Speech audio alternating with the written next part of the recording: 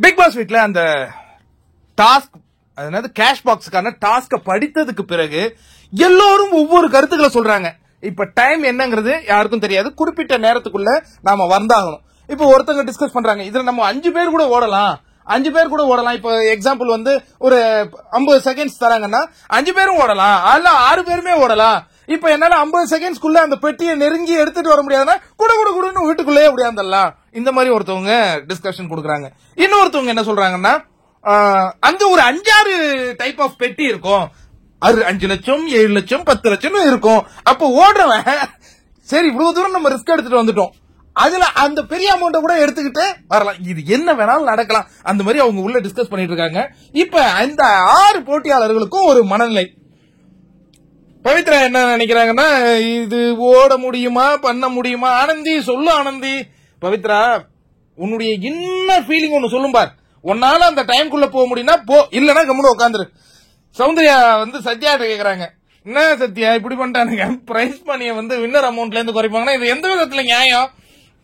சரி நான் பாக்குறேன் அப்படின்ட்டு அவங்க போறாங்க. முத்துக்குமரன் என்ன சொல்றாருன்னா, ரவி கிட்ட வந்து பேட்மேன் கிட்ட வந்து, இதை நான் சேலஞ்சா எடுத்து விளையாட போறேன், ஏன்னா நான் இந்த வீட்டுக்குள்ள நான் மக்களுக்காக தான் விளையாடுறேன். இன்னொரு விஷயம், சேதன் சொன்னார், இங்க நல்லவனா இருக்கிறது முக்கியம் இல்ல, வல்லவனா இருக்கிறது தான் முக்கியம்னு ஒரு நாள் சொன்னாரு. அதை நான் என் மனசுக்குள்ள ஏத்திக்கிட்டேன். அதனால இந்த சேலஞ்சிங்க நான் எடுக்க போறேன். குமரா குமரா குமரா, அவ்வளவு அவசரப்பட்டு சேலஞ்ச் எல்லாம் எடுத்துறாதரா, ஏன்னா வெளில வரலன்னா, குறிப்பிட்ட நேரத்துக்குள்ள வரலன்னா ஏதாவது நடக்குமே. சேலஞ்ச் இது நான் ஒரு டாஸ்கா தான் நான் நினைச்சு பார்க்க போறேன்.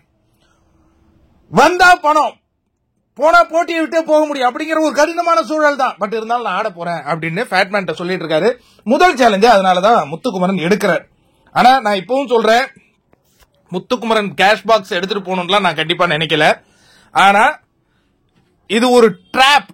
எப்படின்னா, ஒரு இடத்துல அந்த ஈகோ கிட்ட ஹிட் ஆயிடுச்சுன்னா அது ஒரு பெரிய ரிஸ்க் ஆகுங்க. ஏன்னா இப்ப நம்ம டெலிபோன் டாஸ்க் ஒன்று நடந்ததுல, அதுல வந்து நீங்க போனை எடுப்பீங்க, போனை எடுத்து ஒரு விஷயத்த சொல்லுவாரு, மத்தவங்களை உங்களால காம்ப்ரமைஸ் பண்ண முடியலன்னா நீங்க அந்த கேம்ல அவுட், இல்லன்னா ஒரு -1 பாயிண்ட் குறைச்சாரு. இங்க அந்த மாதிரி ஏதாவது குறைச்சா கூட சரியா, ஒவ்வொரு முறை டாஸ்க் முடிக்கலாம் 1 லட்சம் குறைப்பீங்க அப்படின்னா அதுல கூட ஒரு ரிஸ்க் எடுத்து ஆடிடலாம். ஆனா இது வந்து போட்டியில இருந்தே வெளியேறிடுவீங்க அப்படிங்கிறாரு.